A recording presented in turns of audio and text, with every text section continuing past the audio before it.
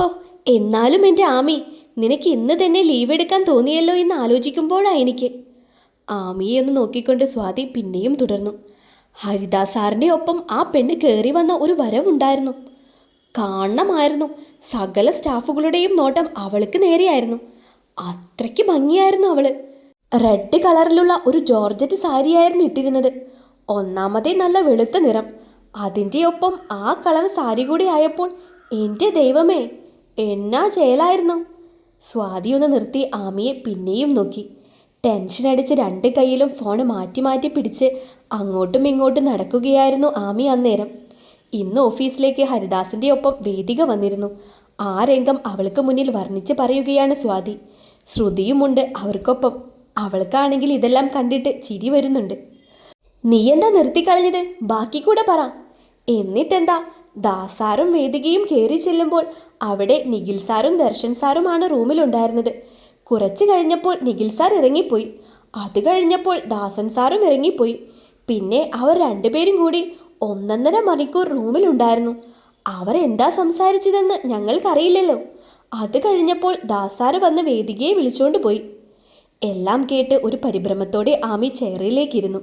ചെന്നൈയിൽ വെച്ച് വേദികയെയും അവളുടെ ബ്രദറിനെയും കണ്ട വിവരമൊക്കെ ശ്രുതി പറഞ്ഞ് ആമിക്കറിയാം.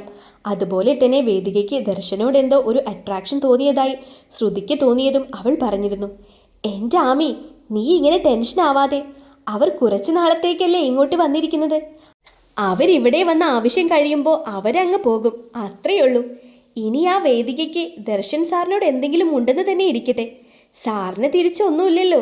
പിന്നെ നീ എന്തിനാ പേടിക്കുന്നത്? ഇതിനൊന്നും അധികം സമയമൊന്നും വേണ്ട. ഇവള് പറഞ്ഞത് വെച്ച് നോക്കുമ്പോൾ എനിക്കെന്തോ നല്ല പേടി തോന്നുന്നു. നീ ഇങ്ങനെ പേടിക്കാതെ എൻ്റെ ആമി, ഒരു കാര്യം ചെയ്യ്. ദാസൻ സാറിനെ വിളിച്ച് കാര്യം പറ. നിനക്ക് ദോഷമായി വരുന്നതൊന്നും സാറ് സമ്മതിച്ചു തരില്ലല്ലോ. എടി പെണ്ണെ, ഞാൻ നിന്നെ ഒന്ന് കളിയാക്കാൻ വേണ്ടി അങ്ങനെയൊക്കെ പറഞ്ഞത്. ആ പെൺകൊച്ച് വന്ന് 10-15 മിനിറ്റ് സംസാരിച്ച് കാണും അവർ. അത് കഴിഞ്ഞപ്പോൾ തന്നെ ആ കൊച്ച് ദാസൻ സാറിൻ്റെ ഒപ്പം എങ്ങോട്ടോ പോയി. കാര്യം ആമിയൊന്ന് വട്ടാക്കാൻ വേണ്ടി സ്വാതി അങ്ങനെയൊക്കെ പറഞ്ഞെങ്കിലും ആമിയുടെ മുഖം കണ്ടപ്പോൾ അവർക്കും പാവം തോന്നി. ഒരു വിധത്തിൽ സ്വാതിയും ശ്രുതിയും കൂടി അവളെ സമാധാനിപ്പിച്ചിരുത്തി. എങ്കിലും വേദികയുടെ വരവ് തനിക്ക് നല്ലതിനല്ലെന്ന് ആമിയുടെ മനസ്സിൽ തോന്നി. അപ്പോഴാണ് അവിടേക്ക് സുഭാഷ് കയറി വന്നത്. സുഭാഷിനെ കണ്ടതും സ്വാതിയുടെ കണ്ണുകളൊന്ന് തിളങ്ങി. ഇന്നാ നിന്റെ കിൻഡർ ജോയ് ബോക്സ്. ആമിക്ക് നേരെ നീട്ടിക്കൊണ്ട് സുഭാഷ് പറഞ്ഞു. കിൻഡർ ജോയ് ആമിയുടെ ഫേവറേറ്റ് ആണ്. ഹരിദാസിന് സിറ്റിയിൽ 2 സൂപ്പർ മാർക്കറ്റ് ഉണ്ട്. അതിൻ്റെ കാര്യങ്ങളെല്ലാം നോക്കി നടത്തുന്നത് സുഭാഷാണ്. സൂപ്പർ മാർക്കറ്റിലേക്കുള്ള സാധനങ്ങൾ എടുക്കാനായി പോയിരിക്കുകയായിരുന്നു സുഭാഷ്. ആമി ഇവിടെ ജോയിൻ ചെയ്ത് സുഭാഷുമായി പരിചയപ്പെട്ടതിന് ശേഷം പോയി വരുമ്പോഴെല്ലാം എന്നും അവൾക്കായി കിൻഡർ ജോയ് അവൻ കൊണ്ടുവരാറുണ്ട്. ആമിയുടെയും ദർശൻ്റെയും കാര്യങ്ങൾ അവർക്കെല്ലാവർക്കും അറിയാം. അതുകൊണ്ട് തന്നെ അവളെ ശ്രദ്ധിക്കണമെന്ന് പ്രത്യേകം പറഞ്ഞ് ഏൽപ്പിച്ചിരിക്കുകയാണ് ഹരിദാസ്. നമ്മൾക്കും തരാം എന്തെങ്കിലുമൊക്കെ. സ്വാതി സുഭാഷിനെ ദേഷ്യം പിടിപ്പിക്കാനായി പറഞ്ഞു. രാവിലെ അപ്പവും ചിക്കൻ കറിയും കൊണ്ടു തന്നില്ലേ, അത് തന്നെ അധികമാ. അപ്പോഴേക്കും അവനൊരു കോൾ വന്നു. പിന്നെ വരാമെന്ന് ആമിയോട് പറഞ്ഞുകൊണ്ട് അവൻ അവിടെ നിന്നും പോയി. ഏത് വ്യാജ ഡോക്ടറാണ് ഇങ്ങേർക്ക് ഹാർട്ടിന് പ്രോബ്ലം ഉണ്ടെന്ന് നിങ്ങളോട് പറഞ്ഞത്? എന്താ? സംശയത്തോടെ ശ്രുതി ചോദിച്ചു. ഹാർട്ടില്ലാത്ത ഇങ്ങേർക്ക് എവിടുന്ന് ഹാർട്ട് പ്രോബ്ലം വരാനാ? പറഞ്ഞ ഡോക്ടർക്ക് തെറ്റുപറ്റി പോയതാവാനാണ് സാധ്യത. ദേഷ്യത്തോടെ അങ്ങനെ പറഞ്ഞുകൊണ്ട് സ്വാതി അകത്തേക്ക് കയറിപ്പോയി. ശ്രുതിയും മാമിയും പരസ്പരം കണ്ണുമിഴിച്ചു നോക്കി. പിന്നെ കാര്യം കത്തിയതുപോലെ രണ്ടുപേരും ചിരിച്ചു. തൽക്കാലത്തേക്ക് ആമിയുടെ മനസ്സിന് ആ സന്ദർഭം ഒരു ആശ്വാസമേകി. രാധു, വേദിക മോൾ എത്തിയിട്ടോ? വേദികയ്ക്കൊപ്പം അകത്തേക്ക് കയറിക്കൊണ്ട് ദാസൻ പറഞ്ഞു. രാവിലെ വേദികയും കൊണ്ട് മഹേഷ് ദാസന്റെ വീട്ടിൽ വന്നിരുന്നു. അവിടുന്ന് ദാസനാണ് ഓഫീസിലേക്ക് വേദികയെ കൂട്ടിക്കൊണ്ടുപോയത്. കുറച്ചു കഴിഞ്ഞ് അച്ചമ്മയെ ICUവിൽ നിന്ന് റൂമിലേക്ക് മാറ്റിയെന്ന് വിളിച്ചു പറഞ്ഞപ്പോൾ ദാസനും വേദികയും അച്ചമ്മയെ കാണാൻ അവിടെ നിന്നും പോയി. ആ, മോള് വന്നോ? മോള് ഉച്ചയ്ക്ക് വരുമെന്നാണ് ഞാൻ കരുതിയത്. അവർക്കടുത്തേക്ക് നടന്നു വന്നുകൊണ്ട് രാധിക പറഞ്ഞു. ഉച്ചയ്ക്ക് ഇങ്ങോട്ടേക്ക് വരാമെന്ന് തന്നെയാ അങ്കിൾ പറഞ്ഞത്. അപ്പോൾ അച്ചമ്മയെ ഷിഫ്റ്റ് ചെയ്ത കാര്യം പറഞ്ഞ്. പിന്നെ അവിടെ പോയിട്ട് വരാമെന്ന് അങ്കിൾ പറഞ്ഞു. ദേവി, വേദിക മോൾ എത്തി മോളെ. ചായ കുടിക്കാൻ പറഞ്ഞപ്പോൾ ദേവി മോള് പറഞ്ഞു വേദിക കൂടി വന്നിട്ടാവാമെന്ന്. അച്ചമ്മയ്ക്കിപ്പോൾ എങ്ങനെയുണ്ട് മോളെ? രാധിക കൂട്ടിച്ചേർത്തു. കുഴപ്പമില്ല, ആള് നന്നായി പേടിച്ചിട്ടുണ്ട്, അതിൻ്റെയാ. 2-3 ദിവസം കൂടി ഹോസ്പിറ്റലിൽ തന്നെ നിൽക്കാനാ ഡോക്ടർ പറഞ്ഞിരിക്കുന്നത്. അപ്പോഴേക്കും ദേവി അവിടെ എത്തി. രാധിക രണ്ടുപേർക്കും ചായയും പലഹാരവും നൽകി. ചായ കുടിക്കുന്നതിനിടയിലാണ് വേദികയ്ക്ക് ദർശൻ്റെ കാര്യം ഓർമ്മ വന്നത്. ദർശൻ എത്തിയില്ലേ ആൻറ്റി? അവൻ കുറച്ചു നേരം മുൻപ് എത്തി. ചായയുമായി മുകളിലോട്ട് പോയിട്ടുണ്ട്. മോളുടെ ബാഗൊക്കെ ആൻറ്റി മുകളിലെ റൂമിലാണ് വെച്ചിരിക്കുന്നത്. ചായ കുടിച്ച് കഴിയുമ്പോൾ ദേവി കൊണ്ടുപോയി ആക്കിത്തരും റൂമിലേക്ക്. അവൾ അതിനൊന്ന് തലയാട്ടി. ദേവിയുടെയും ദർശൻ്റെയും റൂം ഏതാണ്? ദേവിയുമായി മുകളിലേക്ക് നടക്കുമ്പോൾ വേദിക ചോദിച്ചു. എൻ്റെ റൂം താഴെയാണ്, അതാണ് ഏട്ടൻ്റെ റൂം. വേദികയ്ക്കായുള്ള റൂമിലേക്ക് അവളെ കൂട്ടിക്കൊണ്ടു പോകുമ്പോൾ ദേവി ഒന്ന് ചൂണ്ടിക്കാണിച്ചുകൊണ്ട് പറഞ്ഞു. ടയേർഡായി കാണില്ലേ, റെസ്റ്റ് എടുത്തോ, ഞാൻ പിന്നെ വരാട്ടോ. വേദികയോട് അങ്ങനെ പറഞ്ഞുകൊണ്ട് ദേവി താഴേക്ക് പോയി. റൂം ഒന്ന് ആകെ മൊത്തം നോക്കി വേദിക അവിടെ കണ്ട മിററിന് മുന്നിലായി ചെന്ന് നിന്നു. എന്നിട്ട് തന്നെ ഒന്ന് നോക്കി. രാവിലെ ദർശൻ കാണാൻ വേണ്ടി മാത്രമാണ് ഇത്രയും ഒരുങ്ങിയത്. എന്നാൽ കുറച്ചു നേരമേ അവനൊപ്പം നിൽക്കാൻ കഴിഞ്ഞുള്ളൂ. അപ്പോഴേക്കും ഹോസ്പിറ്റലിലേക്ക് തിരിച്ചു പോകേണ്ടി വന്നു. അച്ചമ്മയെ റൂമിലേക്ക് മാറ്റിയിട്ട്. മോള് കൂടി വരുന്നുണ്ടോ എന്ന് ദാസനങ്ങൾ ചോദിച്ചപ്പോൾ അവരുടെയൊക്കെ മുന്നിൽ മറുത്തു പറയാൻ തോന്നിയില്ല. വലുതായിട്ടൊന്നും ഉടഞ്ഞിട്ടില്ല സാരി. ദർശനെ പോയി ഒന്ന് കണ്ടിട്ട് വരാമെന്ന് അവൾ ആലോചിച്ചു. സിറ്റ് ഔട്ടിലെ ഹാങ്ങിങ് ചെയറിലിരുന്ന് കോഫി കുടിക്കുകയായിരുന്നു ദർശൻ. അന്നേരം മനസ്സ് നിറയെ ആമിയായിരുന്നു. അടുത്ത് വരുമ്പോഴെല്ലാം ദേഷ്യപ്പെട്ട് അകറ്റി നിർത്തിയിട്ടുള്ളൂ താൻ അവളെ. എന്നാലും പിന്നെയും നാണം കെട്ട് തനിക്കടുത്തേക്ക് വരും. പാവം. ആദ്യമൊക്കെ ശരിക്കും അവളോട് ദേഷ്യമായിരുന്നു. ദേവിയുടെ അവസ്ഥ കണ്ടാൽ അത്രയ്ക്ക് സങ്കടം വരുമായിരുന്നു തനിക്ക്. പിന്നെ ദേഷ്യമൊക്കെ മാറിയെങ്കിലും സാഹചര്യം കൊണ്ട് അങ്ങനെ തന്നെ പെരുമാറാനേ തനിക്ക് സാധിച്ചുള്ളൂ. നിഖിൽ പറഞ്ഞതുപോലെ ഇനിയും അവളെ അകറ്റി നിർത്താൻ പാടില്ല. പാവം പെണ്ണ അവള്. അവളുടെ ശബ്ദമെങ്കിലും കേട്ടില്ലെങ്കിൽ ഇനിയും തന്നെ കൊണ്ട് പറ്റില്ല എന്ന് മനസ്സിലായപ്പോൾ ദർശൻ ഫോണെടുത്ത് അവളുടെ നമ്പർ ഡയൽ ചെയ്തു. എന്താ? രണ്ടാമത്തെ റിങ്ങിൽ തന്നെ ഫോൺ എടുത്തുകൊണ്ട് ദേഷ്യത്തോടെ അവൾ ചോദിച്ചു. ദേഷ്യത്തോടെയുള്ള അവളുടെ ചോദ്യം കേട്ട് ദർശനൊന്ന് ഞെട്ടി. പാവം പെണ്ണ് കലിപ്പിൽ നിൽക്കുകയാണെന്ന് ചെക്കൻ അറിയില്ലല്ലോ. ചോദിക്കാതെയും പറയാതെയും ലീവ് എടുത്തിട്ട് ഇപ്പോൾ എന്നോട് എന്താണെന്ന് ചോദിക്കുന്നു. അവളുടെ ദേഷ്യപ്പെടലിൽ ഒന്ന് പതറിപ്പോയെങ്കിലും ഒട്ടും വിട്ടുകൊടുക്കാതെ തന്നെ ദർശനം ചോദിച്ചു. ഒരു അത്യാവശ്യ കാര്യം ഉണ്ടായിരുന്നു, അതുകൊണ്ടാ ലീവ് എടുത്തത്. ഓഫീസിലെ കാര്യങ്ങൾ ചെയ്തു തീർത്തിട്ട് വേണം സ്വന്തം കാര്യങ്ങൾക്ക് ലീവ് എടുക്കാൻ. സാറ്റർഡേ ഏൽപ്പിച്ചിരുന്ന വർക്കെല്ലാം ചെയ്തു തീർത്തു. ഞാൻ സ്വാതിയെ ഏൽപ്പിച്ചിട്ടുണ്ടായിരുന്നല്ലോ. മൺഡേ നേരിട്ട് ഏൽപ്പിക്കാൻ എനിക്ക് കുറച്ച് വർക്കുകൾ ഉണ്ടായിരുന്നു. ഞാൻ അതിൻ്റെ കാര്യമാണ് ഉദ്ദേശിച്ചത്. വിട്ടുകൊടുക്കാതെ തന്നെ ദർശൻ പറഞ്ഞുകൊണ്ടേയിരുന്നു. സംഭവം അവളോട് പിന്നെയും സംസാരിക്കാൻ വേണ്ടിയിട്ടാണെന്ന് നമുക്കല്ലേ അറിയൂ. ഒരു കാര്യം ചെയ്യേ, നാളെ രാവിലെ കൃത്യം ഒരു 8:30 ഓഫീസിലുണ്ടാവണം. 8:30? അതെ. അവൾ എന്തെങ്കിലും എക്സ്ക്യൂസ് പറഞ്ഞാലോ എന്ന് പേടിച്ച് അവൻ വേഗം ഫോൺ കട്ട് ചെയ്ത് കളഞ്ഞു. 2 ദിവസത്തെ കുറവ് ഞാൻ 1.5 മണിക്കൂർ കൊണ്ട് അങ്ങ് നോക്കി തീർത്തോളാം. കുസൃതിയോടെ ആലോചിച്ചുകൊണ്ട് അവൻ സ്വയം പറഞ്ഞു. May I come in?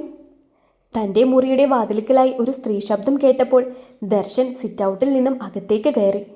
Hi വേദിക, താൻ എപ്പോൾ വന്നു? മുറിയുടെ വാതിൽക്കലായി വേദികയെ കണ്ട് ദർശൻ ചോദിച്ചു. ഞാൻ കുറച്ചു നേരമായി ദർശൻ വന്നിട്ട്. ചായ കുടിച്ചു. പിന്നെ ദേവി റൂം കാണിച്ചു തന്നു. അച്ചമ്മയ്ക്ക് എങ്ങനെയുണ്ട്? അച്ചമ്മയ്ക്ക് കുഴപ്പമില്ല. എന്നാലും 3-4 ദിവസം കൂടി കിടക്കേണ്ടി വരുമെന്നാണ് ഡോക്ടർ പറഞ്ഞത്. അത് മതി, നന്നായി മാറിയിട്ട് തന്നെ ഡിസ്ചാർജ് ചെയ്താൽ മതി. വയസ്സായവരല്ലേ, റിസ്ക് എടുക്കണ്ട. അതുവരെ തനിക്ക് ഇവിടെ കൂടാം. താനിങ്ങനെ വിഷമിക്കാതെടോ, എല്ലാം ശരിയാകും. അവളുടെ മുഖത്തെ സങ്കടം കണ്ട് ദർശൻ പറഞ്ഞു. ഉള്ളിൻ്റെ ഉള്ളിൽ ഒരു ബാൻഡ് മേളം മുഴങ്ങുന്നുണ്ടായിരുന്നുവെങ്കിലും ഒരു വിഷാദ ചിരിയോടു കൂടി തന്നെയാണ് വേദിക നിന്നത്. ദർശൻ്റെ പോലെ തന്നെ ദർശൻ്റെ മുറിയും മനോഹരമായിരിക്കുന്നു കേട്ടോ. മുറിയിൽ ആകെയൊന്ന് കണ്ണോടിച്ചുകൊണ്ട് വേദിക പറഞ്ഞു. അവൻ അതിന് നന്നായി ഒന്ന് ചിരിച്ചു. മുറി നോക്കുന്നതിൻ്റെ കൂടെ വേദിക ദർശനെയും ഒന്ന് നന്നായി നോക്കി. കുളി കഴിഞ്ഞതിൻ്റെ ലക്ഷണമായി മുടിയിൽ ചെറിയ നനവുണ്ട്. ഒരു വൈറ്റ് കളർ ലൂസ് ടീഷർട്ടും ബ്ലൂ ട്രാക്കുമാണ് അവൻ ഉടുത്തിരുന്നത്. എന്ത് വസ്ത്രവും അവന് നന്നായി ഇണങ്ങുമെന്ന് അവൾക്ക് തോന്നി. ആമിയുമായി കുറച്ചു നേരം മുൻപ് നടന്ന സംഭാഷണത്തിൻ്റെ ഓർമ്മയിലായിരുന്ന ദർശൻ ഇതൊന്നും അറിഞ്ഞില്ല. അപ്പോഴാണ് തൻ്റെ ഫോൺ മുറിയിലിരുന്ന് റിങ് ചെയ്യുന്ന ശബ്ദം വേദിക ശ്രദ്ധിക്കുന്നത്. അവനോട് പറഞ്ഞ് അവൾ വേഗം തന്നെ മുറിയിൽ നിന്നും പോയി. പിന്നീട് രാത്രി ഭക്ഷണം കഴിക്കുമ്പോൾ എല്ലാവരും കൂടെ ഉണ്ടായിരുന്നത് കൊണ്ട് തന്നെ വേദികയ്ക്ക് ദർശനോട് അധികം സംസാരിക്കാൻ സാധിച്ചില്ല. അത് കഴിഞ്ഞുള്ള സമയങ്ങളിലെല്ലാം ദേവിയും രാധികയും ഓരോ വിശേഷങ്ങൾ ചോദിച്ച് അവൾക്കൊപ്പം ഉണ്ടായിരുന്നു.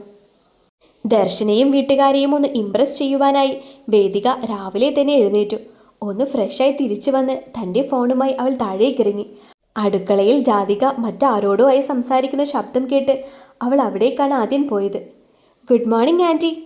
മോൾ ഇത്ര രാവിലെ എഴുന്നേറ്റോ? അവളെ നോക്കി പുഞ്ചിരിച്ചുകൊണ്ട് രാധിക ചോദിച്ചു. തിരിച്ച് പുഞ്ചിരിച്ചു എന്നല്ലാതെ അതിന് പ്രത്യേകം മറുപടിയൊന്നും വേദിക പറഞ്ഞില്ല. മാലു, വേദിക മോൾക്കുള്ള ചായ എടുത്തു കൊടുത്തേ. അത് കേട്ട് മാലതി വേഗം തന്നെ ഫ്ലാസ്കിൽ നിന്നും ചായ എടുത്തൊഴിച്ച് വേദികയ്ക്ക് ഒരു പുഞ്ചിരിയോടുകൂടി കൊടുത്തു. മാലതിയെ ഒന്ന് നോക്കിയെന്നല്ലാതെ വേദിക അവളെ നോക്കി ചിരിക്കുകയോ ഒന്നും ചെയ്തില്ല. ദേവിയും ദർശനും എഴുന്നേറ്റു. രണ്ടാളും രാവിലെ തന്നെ എഴുന്നേറ്റു. ദേവി മോള് ചെടിക്കൊക്കെ വെള്ളം ഒഴിക്കോ മറ്റോ ആവും. ദർശൻ ജോഗിങ്ങിന് പോയിരിക്കുകയാണ്. കുറച്ച് കഴിയുമ്പോൾ എത്തും. ഞാൻ ഈ ചായ ഒന്ന് ദാസേട്ടന് കൊടുത്തിട്ട് വരാട്ടോ മോളെ. അവൾക്കുള്ള മറുപടി കൊടുത്ത് ചായയുമായി രാധിക അവിടെ നിന്നും പോയി. നിങ്ങൾ മാത്രമേ ഇവിടെ സെർവൻ്റ് ആയിട്ടുള്ളൂ? വേറെ ആരെങ്കിലും ഉണ്ടോ? വേദിക മാലതിയോടായി ചോദിച്ചു. മാലതി അത് കേട്ടൊരു പകപ്പോടെ വേദികയെ ഒന്ന് നോക്കി. ഇവിടെയുള്ളവർ തന്നെ അത്ര കാര്യമായി കാണുന്നതുകൊണ്ടും മറ്റുള്ളവരോട് തന്നെക്കുറിച്ച് ഒരു അനിയത്തിയെ പോലെ പരിചയപ്പെടുത്തുന്നതുകൊണ്ടും ഇതുവരെ ഒരു സെർവൻ്റ് എന്നൊന്നും ആരും തന്നോട് ചോദിച്ചിട്ടില്ല. അതുകൊണ്ട് തന്നെ അത് കേട്ടപ്പോൾ മാലതിക്ക് കുറച്ച് വിഷമമായി. എൻ്റെ വീട്ടിൽ 2 സെർവൻസ് ഉണ്ട്. പിന്നെ ഗാർഡനൊക്കെ നോക്കാൻ വേറൊരാളും വരും. ആരോടെന്നില്ലാതെ വേദിക പറഞ്ഞു. ഡ്രസ്സൊക്കെ എങ്ങനെയാ ഇവിടെ വാഷിംഗ് ഒക്കെ? മുകളിൽ മെഷീനുണ്ട്, അതിലിടും. അത്ര താല്പര്യമില്ലാതെ മാലതി പറഞ്ഞു. എൻ്റെ ഡ്രസ്സ് അവിടെ ബിന്നിലിട്ടിട്ടുണ്ട്, അതും കൂടി എടുത്തേക്കണേ. പിന്നെ ഞാൻ പോകുന്നതിന് മുൻപേ എൻ്റെ റൂമൊന്ന് അടിച്ചു വാരി ക്ലീൻ ചെയ്തേക്കണം. എൻ്റെ റൂം ഞാനില്ലാത്തപ്പോൾ വേറെ ആരും യൂസ് ചെയ്യുന്നത് എനിക്കിഷ്ടമല്ല. വീട്ടിലും അങ്ങനെ തന്നെയാണ്. അത്രയും പറഞ്ഞുകൊണ്ട് വേദിക തൻ്റെ കപ്പുമായി അപ്പുറത്തേക്ക് പോയി. ഓ, ഒരു കൊച്ചമ്മ വന്നേക്കുന്നു, മാലതി പിറുപിറുത്തു. ആ സമയം മാലതിയുടെ മനസ്സിലേക്ക് വന്നത് ആമയുടെ മുഖമാണ്. കാര്യം താൻ അവളോട് ഒരുപാട് കയർത്ത് സംസാരിക്കാറുണ്ട്. അതിന് തന്നെ ദേഷ്യം പിടിപ്പിക്കാനായി അവൾ മറുപടിയും പറയാറുണ്ട്. പക്ഷേ ഒരിക്കലും അതൊന്നും തന്നെ തരം താഴ്ത്തുന്നതോ വേദനിപ്പിക്കുന്ന രീതിയിലുള്ള മറുപടികളായിട്ടില്ല. മാലൂസേ, ഞാൻ എത്തിയിട്ടോ.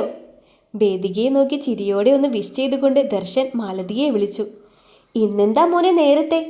ഇപ്പോൾ അങ്ങ് പോയതല്ലേ ഉള്ളൂ. അപ്പോൾ തന്നെ തിരിച്ചു വന്നു. എനിക്കിന്ന് കുറച്ച് നേരത്തെ പോകണം. ഞാൻ 8:30 ഇറങ്ങും. ഫുഡൊക്കെ വേഗം ആക്കിക്കോ.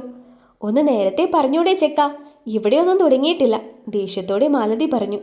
മാലതി പറഞ്ഞത് കേട്ടപ്പോൾ വേദികയ്ക്ക് അതത്ര പിടിച്ചില്ല. അവൾ ദേഷ്യത്തോടെ അവരെ ഒന്ന് നോക്കി. പോകുമ്പോൾ പറയണമെന്ന് കരുതിയതാ, മറന്നുപോയി. ക്ഷമിക്കെൻ്റെ പൊന്നോ. അവരെയൊന്ന് തണുപ്പിക്കാനായി കവളിൽ രണ്ടും പിടിച്ച് വലിച്ചുകൊണ്ട് ദർശൻ പറഞ്ഞു. കളിക്കാതെ പോയി കുളിച്ചിട്ട് വാടാ ചെക്ക, ഞാൻ വേഗം റെഡിയാക്കട്ടെ. ദർശൻ്റെ കയ്യിൽ നിന്ന് ചായക്കപ്പ് വാങ്ങി അവനെ മുകളിലേക്ക് തള്ളിവിട്ടു. തിരിഞ്ഞു നോക്കിയത് വേദികയുടെ മുഖത്തേക്കാണ്.